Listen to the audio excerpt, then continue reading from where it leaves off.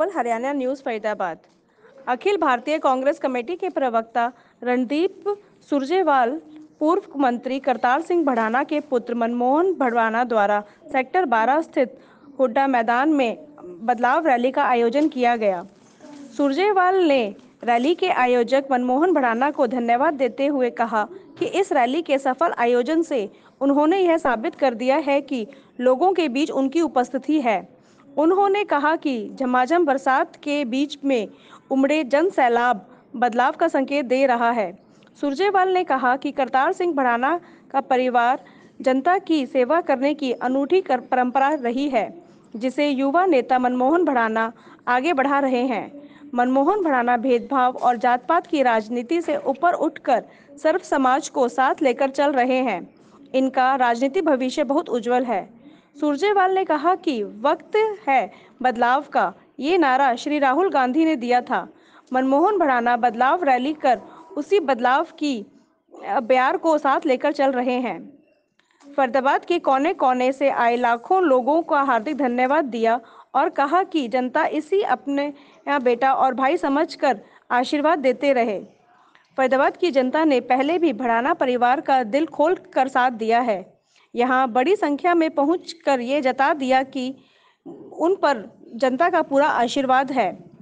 मनमोहन भड़ाना ने कहा कि विकास में किसी तरह की कोई कसर नहीं छोड़ेंगे। इस अवसर पर विधायक बचन सिंह आर्य, बलराम सिंह तंवर, राजकुमार वाल्मीकि, पूर्व विधायक आनंद कौशिक, पूर्व मंत्री AC चौधरी, कांग्रेस के प्रदेश महासचिव बलजीत कौशिक, किसान कांग्रेस नेशनल कोऑर्डिनेटर राकेश भड़ाना, पूर्व जिला अध्यक्ष गुलशन बग्गा, सविता चौधरी, आजाद भड़ाना, अजय भड़ाना, अज्जू सहित अनेक कांग्रेस के पदाधिकारी मंच पर मौजूद हैं। और कांग्रेस के हमारे सारे साथियों को ढेरों शुभकामनाएं। ये ठाठे मारता समुंदर जो बारिश से पहले 2 बजे तक फरीदाबाद की इस ऐतिहासिक धरती के प्रांगण में था, ये सबूत है कि फरीदाबाद बदलाव के लिए और हरियाणा के साथ साथ तैयार है। भारतीय जनता पार्टी की मोदी और खट्टर सरकारों को आप 4 शब्दों के अंदर चित्रित कर सकते हैं: जुमले, झूठ, धोखा और भ्रष्टाचार। किसी और चीज से नहीं सरोकार। झूठे वादों की भरमार और चारों तरफ चौतरफा भ्रष्टाचार।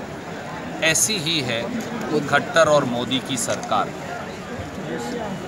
मनमोहन भड़ाना जी ने एक निर्णायक और क्रांतिकारी शुरुआत इस बदलाव रैली के माध्यम से की है।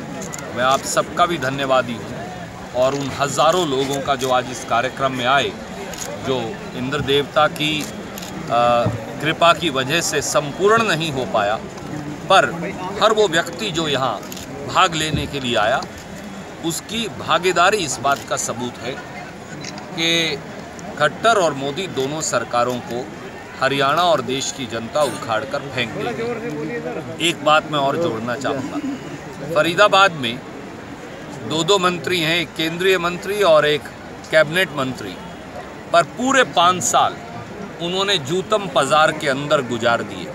फरीदाबाद को मिला कुछ नहीं, ये केवल खट्टर सरकार में ही मुमकिन है।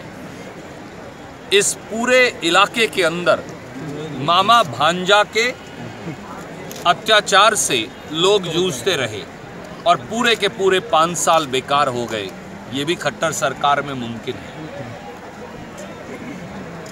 कांग्रेस की सरकार कानून लेकर आई थी कि कॉलोनी अनऑथोराइज्ड हो, ऑथोराइज्ड हो, हर के अंदर बिजली, पानी, सड़क, सीवरेज, इसकी व्यवस्था करेंगे। परंतु 5 वर्षों में गरीब आदमी का जीना दूभर और अनेकों कॉलोनियों के ऊपर बुलडोजर चला दिया। ये भी खट्टर सरकार में मुमकिन है। उद्योग मंत्री तो हैं, पर उद्योग गायब है। जो पहले से लगा उद्योग है, वो भी अपना काम छोड़कर जाने को मजबूर है, पलायन कर रहा है। ना बिजली है, ना पानी का इंतजाम है। ये भी खट्टर सरकार के अंदर ही मुमकिन है। और एक आखिरी बात जोड़कर मैं मेरी बात समाप्त अरावली पे ले लेना। हमारे यहाँ जिस प्रकार से महिलाओं के साथ आए दिन गुंडागर्दी हो रही है, बलात्कार, छेड़छाड़, भेदभाव, डकैती और चोरी संगठित अपराध का बोलबाला है, ये भी खट्टर सरकार के अंदर मुमकिन है। और भ्रष्टाचार चरम सीमा पर है। अरावली की जो वन की भूमि है, 60,000 एकड़ भूमि में 50,000 करोड़ का जबरन घोटाला खट्टर सरकार जो कर रही थी, जिस पर अब सुप्रीम कोर्ट ने पाबंदी लगाई, ये भी खट्टर सरकार में मुमकिन है। और अब तो एक नया शगुफा छोड़ दिया कि जितने पहाड़ हैं जिनकी कभी चकबंदी हो नहीं सकती, अब उनकी चकबंदी कर खट्टर साहब पूरी अरावली के पहाड़ों को अब तोड़ने की तैयारी में है। सच्चाई ये है कि भ्रष्टाचार, बिल्डर और राजनीतिक लॉबी ये मिलकर सर चढ़कर बोल रही हैं और फरीदाबाद, गुड़गांव और एनसीआर के क्षेत्र का दोहन कर दोनों हाथों से लूट मची है।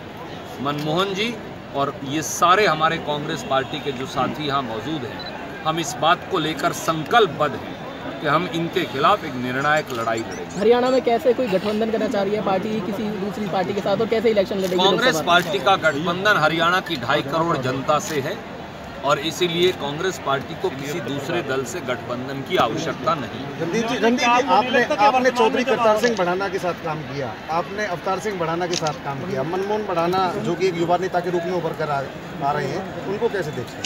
देखिए, मुझे लगता है कि भडाना परिवार की एक अनूठी और फरीदाबाद के इलाके की सेवा की संस्कृति है और मनमोहन भडाना जी उस यज्ञ और संस्कृति को आगे लेकर बढ़े, इसके लिए मैं इनको भी, इनके सब परिवारजनों और साथियों को मुबारकबाद देता हूँ। ये वो नौजवान है जिसने जाति से ऊपर उठकर, जिसने किसी भेदभाव और पक्षपात से ऊपर उठकर ये प्रयास किया कि हर बिरादरी के आदमी को, खास तौर से गरीब समाज को एक सूत्र में बांधे, और इसके लिए मैं इनको साधुवाद देता हूँ। इनका भविष्य उज्जवल है और ये एक चमकते सितारे की तरफ। रणदीप जी, अरावली